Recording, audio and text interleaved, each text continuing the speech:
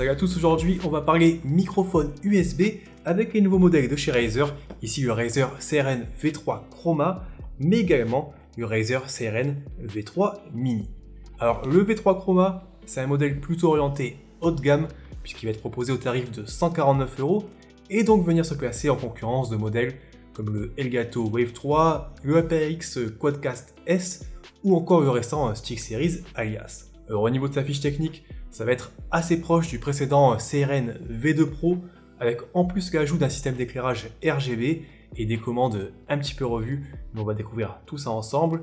Pour le V3 Mini, on est sur l'évolution du CRN Mini que je vous ai présenté il y a environ 3 ans, avec donc ici un modèle bien plus compact et surtout bien plus abordable, puisque c'est disponible pour seulement 59 €. Alors pour le coup, c'était un modèle que j'aimais bien en entrée de gamme, et ici on va voir qu'il va profiter de quelques améliorations par rapport à l'ancienne génération.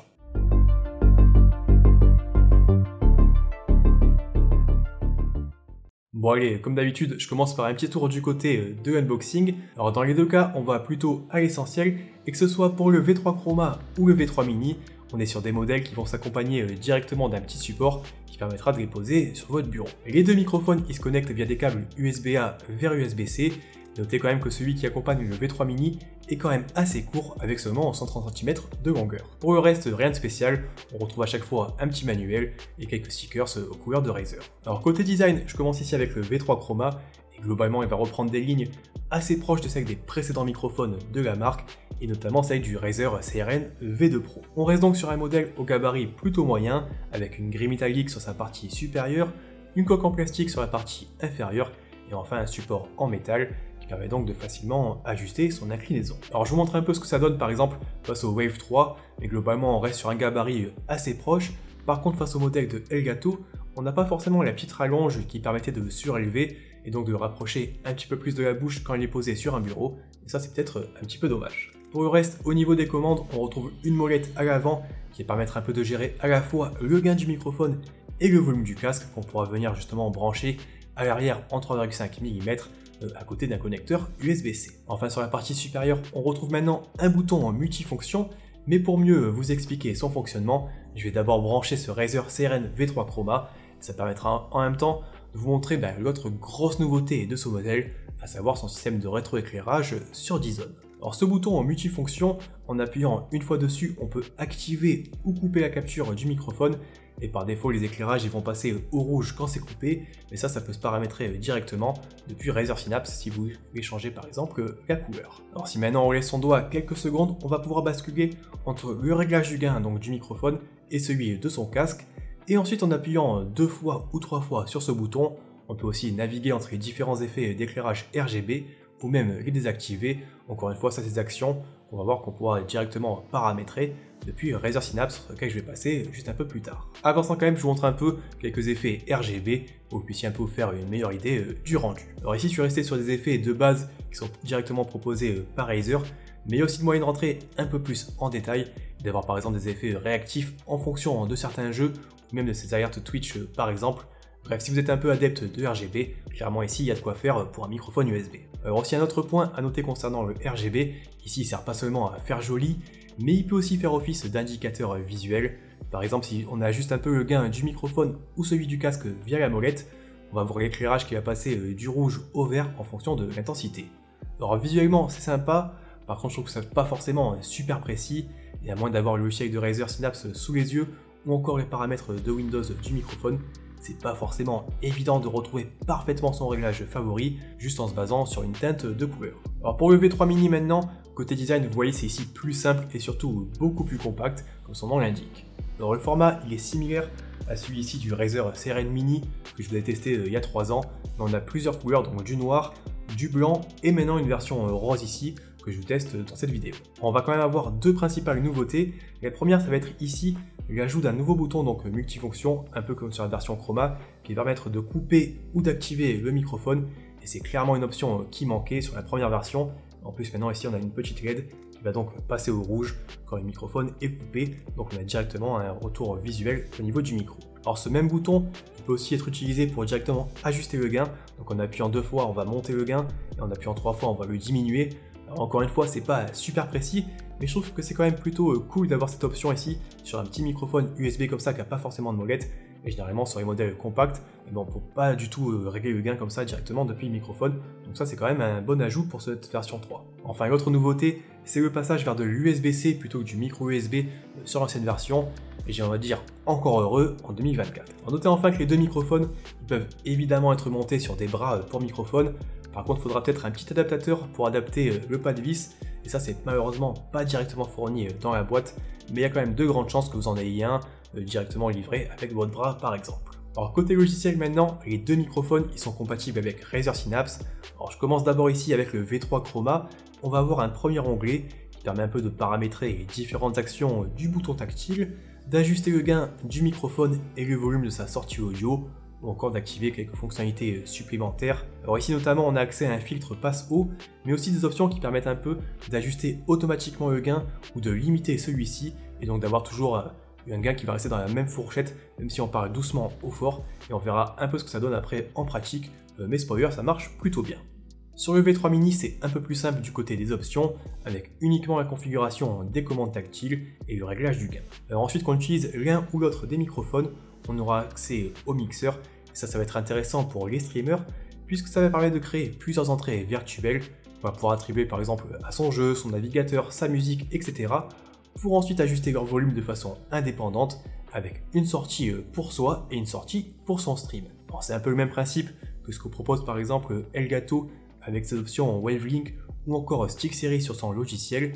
Alors je vais pas forcément m'y attarder 3 heures, je pense que maintenant tout le monde connaît et vraiment pour les streamers c'est devenu quelque chose d'essentiel et c'est plutôt cool de l'avoir ici, même sur un microphone plutôt positionné en entrée de gamme, comme par exemple ici le V3 Mini aux alentours des 50-60 €. Enfin sur le V3 Chroma, on a un dernier onglet qui est dédié bien sûr aux effets d'éclairage.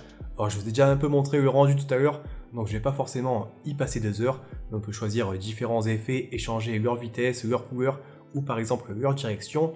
Notez aussi qu'on peut donc installer des modules supplémentaires qui vont permettre d'avoir des effets un peu dynamiques avec certains jeux compatibles, ou encore avec des logiciels de streaming comme Streamlabs pour par exemple changer la couleur du microphone quand on a un nouvel abonné sur Twitch par exemple. Allez, on se retrouve donc maintenant pour voir un peu ce que ça donne au niveau des performances. Donc là, je suis en train d'enregistrer avec ce Razer CRN V3 Chroma que j'ai posté ici directement sur mon bureau, sur son support de base. Donc je suis à peu près à 20 cm du microphone avec un gain qui est réglé à 90%. Alors je précise, c'est un micro donc super cardioïde. Donc forcément, si je parle un peu comme ça, sur le côté, également de ce côté, bah forcément on m'entend un peu moins bien. Alors je vous laisse un peu juger de la qualité comme ça du microphone. Par contre, on va pas se mentir, en pratique, je trouve que c'est pas justement très pratique d'avoir un microphone entre son clavier et soi, notamment en plus, si je commence un peu à taper, vous allez voir, en termes de réduction de bruit, je trouve que c'est pas vraiment ouf, et il n'y a pas forcément d'option comme ça dans Razer Synapse, on a vu précédemment, pour couvrir un peu justement la réduction de bruit par rapport à ce que proposent certains concurrents, et ça, c'est un petit peu dommage. Alors ce que je fais maintenant, généralement, sur un microphone comme ça, qui est posté sur un support, je préfère l'avoir comme ça, par exemple, sur le côté. Alors forcément, je vais augmenter un peu le gain. Par exemple, ici, je vais mettre le gain au maximum. Donc voilà, vous voyez ce que ça donne dans des conditions, on va dire, d'usage un peu plus concrètes, avec son clavier, sa souris et le microphone sur le côté. Donc je trouve que ça fonctionne plutôt bien, même là si je ne suis pas forcément en train de parler directement en face du microphone, mais plutôt sur le côté, on a quelque chose qui reste très correct. Ce que je vais faire maintenant, c'est que je vais un peu donc diminuer le gain avant d'activer les paramètres avancés ici avec le contrôle de gain automatique. Alors je vais même peut-être encore un peu diminuer comme ça aux alentours des 70, vous avez vu, c'est pas super précis cette molette comme je le disais précédemment. Donc ici, ce contrôle de gain automatique, ce qu'il va faire, c'est que peu importe la position où je vais être par rapport au microphone, donc si je me rapproche comme ça et que je parle sans parler plus fort, que je suis plus près du microphone, ou si je recule, et ben on va garder un niveau qui va rester homogène, même si je crie ou si je parle justement très doucement. Ici je suis presque en train de chuchoter, et vous voyez on m'entend un petit peu moins bien, mais on m'entend quand même suffisamment pour rester parfaitement audible. Et pareil si je crie, enfin je suis pas en train de crier, mais si je parle beaucoup plus fort, et ben ça va automatiquement contrôler le gain pour avoir quelque chose qui reste à peu près toujours dans la même fourchette, et ça je trouve que c'est plutôt pas mal. Donc ce qu'on va faire maintenant, c'est que je vais tester un peu si je mets le microphone donc, directement sur un bras, pour que vous puissiez voir un peu ce que ça donne aussi, et puis je testerai ensuite le petit Razer CRN V3 Mini, pour que vous puissiez voir un peu ce que ça donne aussi en termes de qualité audio. Allez, on se retrouve donc maintenant cette fois-ci avec le microphone directement monté sur un support, donc c'est un Elgato Wave Arm. Je vous l'avais aussi présenté en vidéo, donc n'hésitez pas à checker si ça vous intéresse, voir un peu comment il marche, celui-ci et un autre qui est monté là-bas, le modèle low profile. Bref, ici on parle de ce microphone Razer. Donc ici, je suis avec un gain à 90. J'ai pas forcément activé le réglage automatique du gain. Je vous montre ce que ça donne. Si je tape maintenant sur un clavier, avec donc le microphone sur un bras, c'est forcément un peu mieux, même si on n'a pas de réduction de bruit, il est un peu plus éloigné du clavier, et surtout le clavier encore plus derrière, donc ça c'est plutôt pratique, je préfère avoir comme ça ce genre de solution. Ce que je vais faire maintenant, c'est que je vais activer donc le contrôle automatique du gain. Alors par contre, je vais rebaisser le volume, parce que sinon c'est beaucoup trop fort. Je vais mettre ici aux alentours, on va dire des 50-60 dB, même mettre aux alentours des 50 dB peut-être, et ça reste ouais, peut-être même encore un poil haut. Donc voilà, avoir ajusté en fonction des situations et de votre position. Même, je vais peut-être encore un petit peu baisser, mais bon, ça vous permet un peu de faire une meilleure idée. Et je rappelle qu'en activant ce contrôle automatique du gain, même si je suis en train de parler comme ça, vraiment ici, je suis en train de chuchoter et vous continuez à m'entendre parfaitement.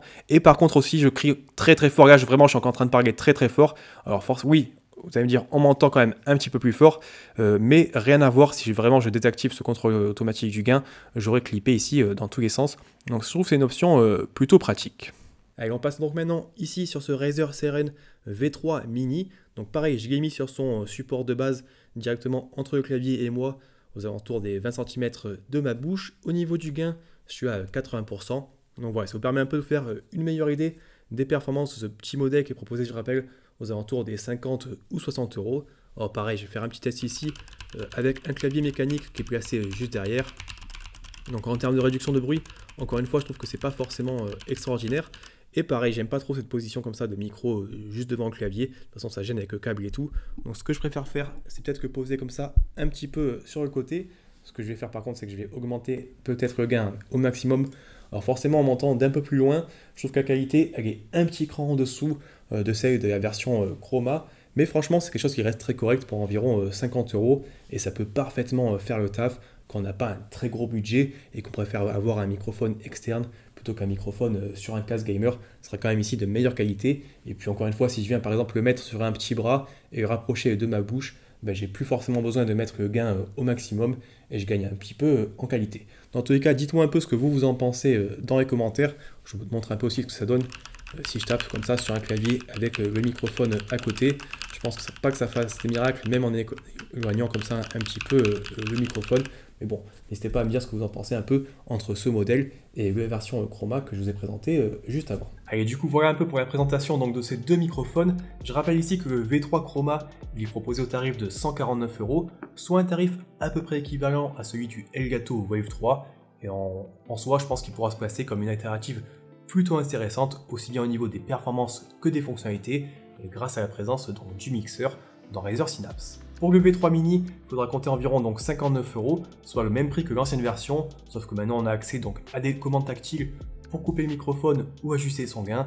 Et vu que c'était déjà un modèle que je recommandais en entrée de gamme, ben autant partir sur celui-ci maintenant. Évidemment, je rappelle qu'il n'est pas uniquement proposé en rose, mais aussi en noir ou en blanc, pour s'adapter un peu au reste de votre setup. Bref, j'espère un peu que cette vidéo ça vous aidera à faire votre choix. Si vous avez encore des questions, direction les commentaires. Et puis moi je vous dis à la prochaine. Allez, ciao!